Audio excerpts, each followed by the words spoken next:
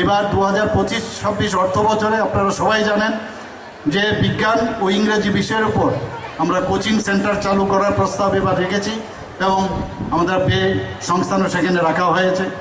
এই কোচিং সেন্টারে প্রতিটি মহকুমায় একাদশ ও দ্বাদশ শ্রেণীতে যারা 100 জন করে শিক্ষার্থী কোচিং গ্রহণ করবে, সদর মহকুমায় আমরা 3টা কোচিং সেন্টার এখানে স্থাপন করছি। আপনারা সবাই জানেন যে আমাদের যে গার্জিয়ানরা আছেন, আমরা সবাই ছেলে মেয়েদের পড়াশোনার জন্য স্কুলের শেষে সব ধরতে থাকি কোন টিচারের কাছে দেব। আমরা ঠিক করেছি না, এটা হবে না।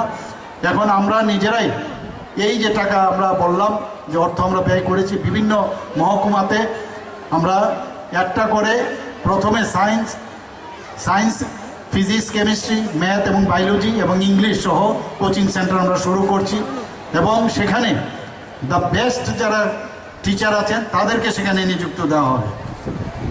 আপনারা উচ্চশিক্ষার কথা যদি আমরা বলি, রাজ্য সরকার বিভিন্ন ডিগ্রি কলেজের জন্য প্রায় 201টি সহকারী অধ্যাপক এবং 13টি অধ্যক্ষের যে শূন্যপদ সেগুলো আমরা পূরণের চেষ্টা করছি এবং সেগুলো অবশ্যই কয়েকদিনের মধ্যে হবে।